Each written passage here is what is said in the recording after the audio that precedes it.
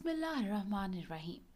अस्सलाम वालेकुम नाजरीन, आज मैं आपके लिए एक सच्ची और खौफनाक कहानी लेकर आई हूँ।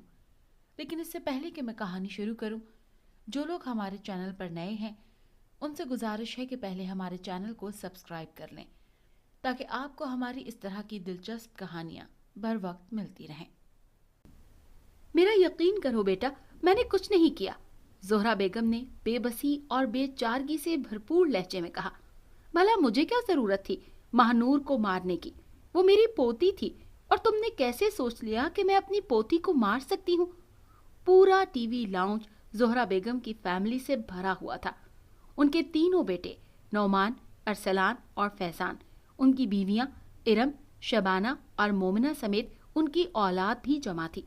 यही नहीं, इंस्पेक्टर खावर और 3 लेडी कांस्टेबल भी वहां पर मौजूद थी। महानूर अरसलान और शबाना की दुख्तर थी, जिसे ऐन उस वक्त जब सारी फैमिली एक नाइट प्रोग्राम में शामिल थी, बेदर्दी से कत्ल कर दिया गया। महानूर की उम्र कमोबेश 15 साल थी। महानूर को टीवी लाउंज में ही कत्ल किया गया था। इस वक्त घर में ज़ोहरा बेगम और दीगर मुलाजिमीन थे। सारे मुलाजिमों ने अपनी आंखों से ज़ोहरा बेगम को महानूर का कत्ल करते देखा था। यही नहीं, सीसीटीवी कैमरे ने रही सही कसर पूरी कर दी थी। ज़ोहरा बेगम मुतवातिर बज़िद थीं कि वो बेगुनाह हैं, जबकि सबूत उनके मुतजाद थे। इतने सारे सबूतों को सामने रखते हुए भला कोई कैसे ज़ोहरा बेगम की बात पर यकीन कर सकता था? मुलाजिमीन ने फौरन ही कॉल करके सबको बुला लिया था। अम्मी, इस घर में आप वो वाहिद हस्ती थी जो सबसे ज्यादा हमारी बच्ची महानूर से मोहब्बत करती थी, तो फिर आपने ऐसा क्यों किया? अरसलान ने माँ के करीब आते हुए कहा। माँ से ये सवाल करते हुए उसकी जबान थरथरा रही थी, आंखें अश्कबार थीं और दिल खून के आंसू रो रहा था। महानूर की लाश पोस्टमार्टम के लिए ले जाई जा चुकी थी। ज़ोहरा बेगम अरसलान की बात सुनकर हैरत के समंदर में गौताजन होकर रह गई थी। उन्हें यकीन नहीं हो रहा था कि उनका बेटा आज उन्हें कातिल करार दे रहा था। उनका मासूम सा दिल किरचियां किरचियां होकर रह गया था। अब उनके पास सिवाय इसके कोई चारा न था कि वो खुद को पुलिस के हवाले कर दें। लेडी पुलिस कांस्टेबल ने ज़ोहरा बेगम को हथकड़ी लगाई तो उनके तीनों बेटों के दिल हलक को आन लगे। ये बात उनके दिल भी मानने को तैयार न थे कि उनकी माँ ये काम कर सकती हैं, लेकिन हकायक और वाकयात बताते थे कि वो कातिल हैं। अगर वो वाकई कातिल हैं तो उन्होंने महानूर का कत्ल क्यों किया? हजारों सवालिया निशान बन चुके थे, लेकिन किसी के पास कोई हल न था। पुलिस ज़ोहरा बेगम को लेकर जा चुकी थी। सारी फैमिली सर पकड़ कर बैठी थी। महानूर की माँ और बाप दोनों की हालत बुरी थी। जिससे इत्तला मिलती जा रही थी, फैमिली के अफराद और जानने वाले इकट्ठे होते जा रहे थे। महानूर की डेड बॉडी जल्द ही उनके सुपुर्द कर दी गई, जिसे बिना किसी ताखीर के मनोमट्टी तले दबा दिया गया। ज़ोहरा बेगम को हवालात की नजर कर दिया गया था। नाजों की पली बढ़ी ज़ोहरा बेगम को हवालात जहन्नुम के मुतरादिफ दिखाई दे रहा था। जिसके कदमों ने आज तक कच्ची जमीन पर पांव नहीं धरा था, आज उसे हवालात के अंदर टूटे फूटे फर्श पर बैठना पड़ रहा था। बदबू के भभोके उसके नथनों से मुतवातर टकरा रहे थे। जहां एक तरफ ज़ोहरा बेगम को इस अनहोनी पर हैरत थी, हकीकत यही थी कि उन्होंने अपनी पोती का कत्ल नहीं किया, लेकिन जो सबूत थे उनसे इनकार का कोई जवाब न था। सोच सोच कर उनके दिमाग की शरियानें फटी जा रही थी। रात के अंधेरे पर अभी तक दिन के उजाले ने अपना तसल्लुत कायम नहीं किया था। ज़ोहरा बेगम की आंखों से नींद कोसों दूर जा चुकी थी। हवालात के अंदर लगे मदकूक बल्ब की रोशनी बस ना होने के बराबर थी। ज़ोहरा बेगम सोचों के भंवर में बुरी तरह से फंसी हुई थी। जब उनकी समात से यकलख्त सांप की फिनकार की बाज़गश्त टकराई, खौफ की एक सर्द लहर उनके पूरे वजूद को हिला गई। ज़ोहरा बेगम झुरझुरी लेकर खड़ी हो गई। तभी उनकी निगाह उस सांप पर पड़ी जो उस कोठरी में दाखिल हो चुका था। ज़ोहरा बेगम को अपनी मौत सामने दिखाई देने लगी। ज़ोहरा बेगम सिमटकर दीवार से जा लगी थी। उनका पूरा वजूद वाइब्रेट कर रहा था। यही नहीं, पूरा जिस्म पसीने में शराबूर हो चुका था। सांप रेंगता हुआ उनसे कुछ फासले पर फन फैलाए खड़ा था। जोहरा बेगम की दहशत भरी निगाहें सांप पर मुर्तकिज थीं। यकलख्त एक ऐसा वाक़या रूनुमा हुआ जिसे देखकर जोहरा बेगम के कदमों तले से जमीन सरक गई। उस सांप ने यकदम रूप बदला और अब उनके सामने सांप के बजाय मोमना यानी उसकी सबसे छोटी बहू खड़ी उन्हें खा जाने वाली आंखों से घूरे जा रही थी। शौक तो लगा होगा माँ जी, मोमना ने दांत पीसते हुए पूछा। तुम ठीक कह रही थी कि तुम कातिल नहीं हो, लेकिन अफसोस कि तुम्हारे सगे बेटों ने तुम्हें कातिल कहा था। तो तुम कौन हो? जोहरा बेगम ने थरथराती हुई जबान से पूछा। बदनसीब कहीं की, देख तो चुकी हो कि मैं एक नागिन हूँ, इच्छाधारी नागिन, मोमिना ने जवाब दिया। शायद तुमने मुझे पहचाना नहीं जोहरा बेगम, मैं वही हूँ जिसके शौहर को तुम्हारे शौहर ने गाड़ी तले कुचल दिया था। अगर मैं वहां से ना भागती तो तुम लोग मुझे भी अबदी नींद सुला चुके होते।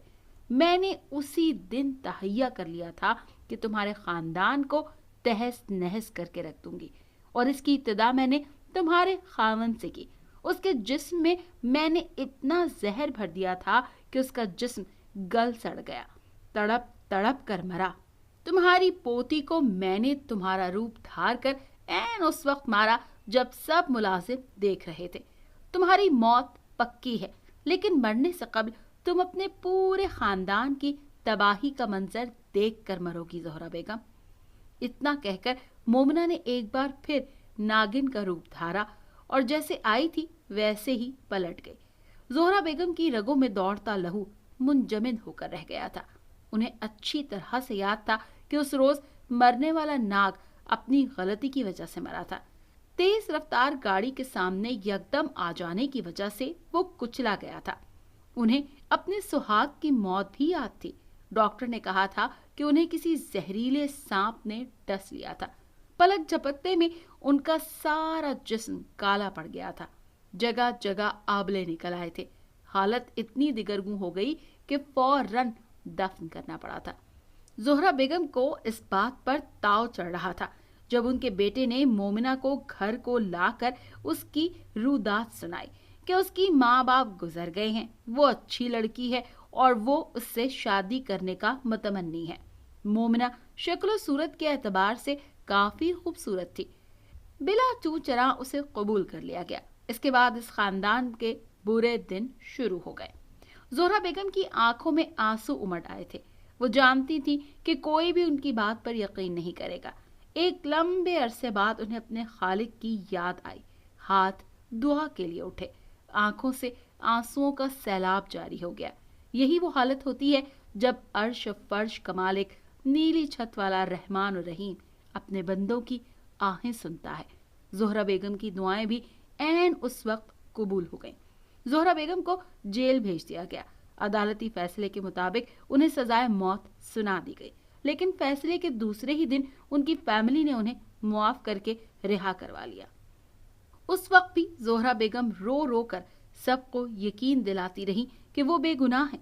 रास्ते में ही उन्होंने तीनों बेटों को मोमना की हकीकत बताई, जिसे सुनकर एक बार तो फैजान भड़क उठा, लेकिन फिर उन्होंने उनके सामने अपने खावन की मौत का किस्सा बयान किया। घर जाने के बजाय गाड़ी को अंदरूने शहर की तरफ मोड़ दिया गया। अभी तक कोई भी जोहरा बेगम की बात पर यकीन करने वाला नहीं था। जोहरा बेगम के कहने पर गाड़ी शहर की और मुर्शद बाकर शाह की रिहाइश की तरफ मोड़ दी गई। मुर्शद बाकर शाह की उम्र 100 साल से तजावुज कर चुकी थी। उनके पास नूरी ताकतें थी। उनकी जिंदगी खिदमत खल्क की नजर हो चुकी थी। जोहरा बेगम के घराने पर उनके बेशुमार एहसानात थे। जिस वक्त वो लोग बाकर शाह की रिहाइश गाह पर पहुंचे, उस वक्त मुर्शिद बाकर शाह घर पर ही मौजूद थे। सारी बात जब मुर्शिद शाह को बताई गई तो उन्होंने काले रंग का एक धागा निकालकर फर्श पर फेंका और उन सब की तवज्जो उस तरफ हो गई। मैं अभी कुछ नहीं कह सकता, मुर्शिद शाह बोले, लेकिन मैं कुछ देर एक वजीफा करूंगा। अगर तुम्हारी बात सच हुई तो ये धागा सांप का रूप धार लेगा, इलावाजी ऐसा कुछ नहीं होगा। मुर्शिद की बात सुनकर सब की तवज्जो उस धागे पर मरकूज हो गई। खासकर जोहरा बेगम के पूरे वजूद में चींटियां सी दौड़ने लगी थी। وہ متواتر یہی سوچے جا رہی تھی کہ اگر یہ بات غلط ثابت ہوئی تو ان کی اولاد ان سے ہمیشہ کے لیے روٹھ جائے گی اور ان کا اعتبار ختم ہو جائے گا۔ ہر گزرتے لمحے کے ساتھ زہرا بیگم کو اپنا لہو منجمد ہوتا ہوا معلوم ہو رہا تھا۔ مرشد باقر شاہ متواتر قرآنی آیات کا ورد کر رہے تھے، جبکہ دوسری طرف وہ دھاگا جوں کا توں ویسے کا ویسے ہی پڑا تھا۔ مرشد باقر شاہ نے یک لخت پڑھنا چھوڑ دیا اور ایک لمبی پھونک اس دھاگے پر مار دی۔ سب کی نگاہیں اسی دھاگے پر مرکوز تھی۔ پھونک مارنے کی دیر تھی کہ دھاگے نے آنن پانن حرکت کی۔ یہ دیکھ کر سب کے قدموں تلے سے زمین سرک گئی کہ ان کے سامنے پڑے دھاگے کی جگہ ایک چمکدار سانپ پھن پھیلائے کھڑا تھا۔ مرشد شاہ نے دوبارہ اس دھاگے پر پھونک ماری، دھاگا اپنی اصلی شکل میں واپس آ گیا۔ وہ ایک عام نہیں بلکہ ایک اچھا دھاری ناگن ہے، مرشد شاہ نے دھاگے کو فرش سے اٹھاتے ہوئے کہا۔ مرشد باقر شاہ کی بات سن کر زہرا بیگم نے فاتحانہ نگاہوں سے اپنے تینوں بیٹوں کو دیکھا، لیکن بیٹوں میں اتنی جسارت نہ تھی کہ ماں سے آنکھیں ملا سکتے۔ حیرت و یاس کی ملی جلی کیفیت سے دوچار تینوں بیٹے حیرت کے سمندر میں غوطہ-زن تھے، خاص کر فیضان، جسے یقین ہی نہیں آ رہا تھا کہ جس عورت کے ساتھ وہ زندگی بتا رہا ہے در حقیقت وہ ایک ناگن ہے اور اس کے 3 ماہ کی اکلوتی بیٹی کی ماں ہے۔ تمہارے پورے خاندان کا ملیا میٹ کرنے کا ارادہ رکھتی ہے، اگر اس کا صفایا نہ کیا گیا تو وہ تمہارے خاندان کا صفایا ضرور کر دے گی۔ فیضان مومنہ سے ازحد محبت کرتا تھا، اس کی اصلیت جان لینے کے باوجود بھی وہ اس کی موت کا متمنی نہیں تھا، لیکن اس کا زندہ رہنا بھی بہتر نہ تھا۔ اس پرابلم کا سولوشن کیا ہوگا؟ ارسلان نے دانت پیستے ہوئے پوچھا۔ میری معصوم بیٹی کو اس نے بے موت مار دیا، پھر ہماری ماں کو سلاخوں کے پیچھے کروا دیا۔ ایسی موت ماروں گا کہ دوبارہ کوئی بھی ناگ یا ناگن انسانوں سے پناہ مانگے۔ نہیں، کچھ چیزیں دیتا ہوں، ان کو استعمال کرنے کا طریقہ اچھے سے سمجھ لینا، مرشد باقر شاہ نے اپنی جگہ سے اٹھتے ہوئے کہا۔ پھر مرشد باقر شاہ اٹھ کر دیوار سے لگی ایک لکڑی کی بوسیدہ الماری کی طرف بڑھے۔ الماری میں سے کچھ چیزیں اٹھا کر وہ ایک بار پھر ان کی طرف بڑھے۔ اس پوٹلی کے اندر 4 اسٹیل کی کیل اور ایک دھاگے کا گچھا تھا۔ مرشد باقر شاہ کے ہاتھوں سے وہ پوٹلی ارسلان نے تھام لی تھی۔ 4 کیل گھر کے 4 کونوں میں ٹھوک دینا، اس سے وہ ناگن گھر سے باہر نہیں نکل پائے گی، لیکن اس سے قبل اس دھاگے کے گچھے سے دھاگا سب کے دائیں ہاتھ پر تھوڑا تھوڑا باندھ دینا۔ یہ دھاگا تمہیں اس ناگن کے شر سے محفوظ رکھے گا اور وہ تمہیں کوئی اذیت نہیں پہنچا سکے گی۔ عین اس وقت جب وہ ناگن کا روپ دھار لے، پانی کا چھڑکاؤ اس پر کر دینا، وہ نظر آتش ہو جائے گی، چاہے اس پانی کی ایک بوند بھی اس پر پڑ گئی، لیکن سدا احتیاط سے کام لینا، وہ بہت آتش کی پرکالی ہے۔ مرشد باقر شاہ نے پانی کی ایک چھوٹی سی بوتل ان کی طرف کر کے انہیں سمجھایا۔ بوتل بھی ارسلان نے پکڑ لی تھی۔ مرشد باقر شاہ کی ہدایت کے مطابق 4 کیل گھر کے 4 کونوں میں ٹھوک دیے گئے۔ یہی نہیں بلکہ وہ دھاگا بھی سب کے دائیں ہاتھ میں باندھ دیا گیا۔ دوسری طرف مومنہ کو زہرا بیگم کی رہائی کا علم ہوا تو اس کا ماتھا ٹھنکا۔ اس کا کمرہ 1st فلور پر تھا۔ پلک جھپکتے میں وہ اپنے کمرے سے باہر آ گئی اور نیچے ٹی وی لاؤنج میں سب کو تکنے لگی۔ زہرا بیگم کی رہائی پر وہ کوئلہ بن کر رہ گئی تھی۔ اسے اس بات کا یقین تھا کہ زہرا بیگم نے اپنے کسی بیٹے کو بھی اس حقیقت سے آشنا نہیں کیا ہوگا۔ وہ جیسے جیسے سیڑھیاں اتر رہی تھی ویسے ویسے اس کی آنکھوں میں غم و غصے کی آندھی نے زور پکڑنا شروع کر دیا تھا۔ زہرا بیگم کی نگاہ بھی اس پر پڑ چکی تھی۔ یکے بعد دیگرے سب اس کی طرف متوجہ ہوئے۔ مومنہ کی چھٹی حس اسے خبردار کرنے لگی کہ ضرور دال میں کچھ کالا ہے۔ جیسے ہی مومنہ نے فرش پر قدم رکھا، اس کے منہ سے ایک دل خراش چیخ نکلی اور وہ اڑ کر دور جا گری۔ تمہاری حقیقت ہم پر عیاں ہو چکی ہے ناگن، ارسلان نے غصے سے پھنکارتے ہوئے کہا اور جلدی سے بوتل کا ڈھکن کھولنے لگا۔ تم لوگ میرا بال بھی بیکا نہیں کر سکتے، مومنہ نے غصے سے پیچ و تاب کھاتے ہوئے کہا۔ اس کی نگاہ ارسلان کے ہاتھ میں پکڑی بوتل پر تھی۔ دوسرے ہی لمحے مومنہ کی جگہ ایک اچھا دھاری ناگن پھن پھیلائے کھڑی تھی۔ قبل اس کے کہ ارسلان اس پر پانی پھینکتا، ناگن کی دم اتنی زور سے ہلی کہ بوتل اڑ کر باہر گراج میں جا گری۔ ایک بار پھر ناگن نے مومنہ کا روپ دھار لیا۔ کالے دھاگے ہاتھوں میں باندھ کر تم لوگ کب تک مجھ سے بچو گے؟ ایک ایک کو مار دوں گی۔ اتنا کہہ کر مومنہ نے ایک بار پھر ناگن کا روپ دھارا اور سرحد سے باہر کی طرف لپ کی، لیکن بدقسمتی سے پوری طرح پھنس گئی۔ اس کی دم مارنے سے بوتل گراج کی دیوار سے ٹکرائی اور پانی کے قطرے 4 سو پھیل گئے۔ عین اسی وقت جب مومنہ گراج میں داخل ہوئی، چھت سے لٹکی چھوٹے سے فانوس سے پانی کی 3-4 بوندیں یک لخت گری اور مومنہ کے جسم کے مختلف حصوں پر آن گری۔ مومنہ اپنی جگہ رک گئی اور اس نے مڑ کر پہلی بار سب کو التجائیہ نگاہوں سے دیکھا۔ کوئی بھی اس کے دیکھنے کے انداز سے اس کی اندرونی کیفیت نہ پڑ سکا۔ مومنہ کی ترجم آمیز نگاہیں فیضان پر ٹک سی گئی تھی۔ اس کی آنکھوں میں آنسو دیکھ کر فیضان کا دل حلق کو آن لگا۔ وہ آگے بڑھنا چاہتا تھا، لیکن اس کے بھائیوں نے اسے قابو کر لیا اور عین اسی لمحے مومنہ کے پورے وجود کو آگ نے اپنی لپیٹ میں لے لیا۔ 4 سو گوشت کے سڑنے کی بساند پھیلتی جا رہی تھی۔ مومنہ آگ سے جان چھڑانے کے لیے ہاتھ پاؤں مار رہی تھی، لیکن بے سود۔ اس کی ہر کوشش رائے گاں گئی۔ اس کی چیخیں تک دب گئیں۔ دیکھتے ہی دیکھتے مومنہ کا وجود جل کر خاکستر ہو گیا، جسے ارسلان کے حکم پر ملازمین نے اکٹھا کر کے نظر آب کر دیا۔ فیضان کا دل کرچیاں کرچیاں ہو کر رہ گیا تھا۔ وہ مومنہ کو دل و جان سے پسند کرتا تھا۔ اس کی موت نے اسے ریزہ ریزہ کر کے رکھ دیا تھا۔ اپنی آنکھوں کے سامنے اس نے مومنہ کو لقمہ اجل ہوتے دیکھا تھا، لیکن وہ کچھ نہ کر پایا تھا۔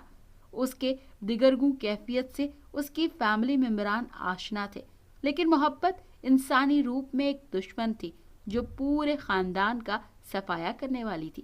اگر مومنہ کو ابدی نیند نہ سلایا جاتا تو وہ سب کو ابدی نیند سلا دیتی۔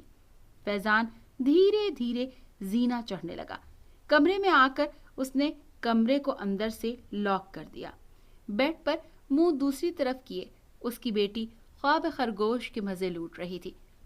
آنکھوں میں اشک بھرے وہ اپنی بیٹی کی طرف بڑھا اور اسے اٹھا کر باہوں میں بھر لیا۔ اس کی بیٹی کی آنکھیں بند تھی۔ وہ گہری نگاہوں سے اسے دیکھنے لگا۔ تبھی یک بارگی سے اس کی بیٹی نے آنکھیں کھول لی۔ اس کی آنکھوں میں جیسے شعلے جل رہے تھے۔ تبھی فیضان نے دیکھا کہ اس کی بیٹی کی زبان سانپ کی زبان کے جیسے اندر باہر نکلنے لگی ہے۔ اس نے بغور دیکھا۔ اس کی بیٹی کی زبان سانپ کی زبان سے متشابہ 2 رخی تھی۔ اس کا دل تیزی سے دھڑکنے لگا۔ اس نے بند دروازے کی طرف دیکھا، پھر سکون کا سانس لیا اور بیٹی کو بیڈ پر لٹا دیا۔ مومنہ، تم مجھے کبھی نہیں بھولو گی، فیضان آنسو صاف کرتے ہوئے بولا۔ اپنی بچی کو زندہ رکھنے کے لیے اگر مجھے پورے خاندان کو بھی ملیا میٹ کرنا پڑا تو دریغ نہیں کروں گا۔ اتنا کہہ کر فیضان نے بیٹی کو ایک بار پھر اٹھا لیا اور کمرے کی کھڑکی کھول کر کھڑا ہو گیا۔ ٹھنڈی ہوا کے جھونکے اس کے دل و دماغ کو راحت بخشنے لگے۔ اس کے ہونٹوں پر ایک مسکراہٹ سی پھیلی ہوئی تھی۔ اس نے ایک بار پھر اپنی بیٹی کو دیکھا تو اسے یوں لگا جیسے اس کی آنکھوں میں مومنہ کا عکس تیر رہا ہے، اور پھر وقت پر لگا کے گزرنے لگا۔ مومنہ کے خاتمے کے بعد 1 سال گزر گیا۔ ایک روز زہرہ بیگم نے باقر شاہ کو اپنے گھر بلایا۔ باقر شاہ تشریف لے آئے۔ زہرہ بیگم فیضان کی بیٹی کو گود میں لیے بیٹھی تھی۔ جب باقر شاہ کی نظر بچی پر پڑی تو باقر شاہ بچی کو غور سے دیکھنے لگے، اور پھر انہوں نے اپنی دونوں آنکھیں بند کر لیں۔ پھر انہوں نے اپنی آنکھیں کھول دی اور بچی پر اپنی نگاہیں مرکوز کر دی۔ باقر شاہ کے منہ سے نکلا، اوہ! تھوڑی دیر بیٹھ کر باقر شاہ چلے گئے، اور پھر اسی رات فیضان کی بیٹی کا انجام اپنی ماں مومنہ جان۔ اگر آپ کو یہ کہانی اچھی لگی ہے تو اسے لائک کیجیے اور ہمارے چینل کو سبسکرائب کیجیے۔ اور ہاں، اگر آپ کی کسی دوست، رشتہ دار یا بہن کے ساتھ خدا نخواستہ اس طرح کا کوئی بھی واقعہ پیش آیا ہے تو ہمیں کمنٹ سیکشن میں اس کے بارے میں ضرور بتائیے۔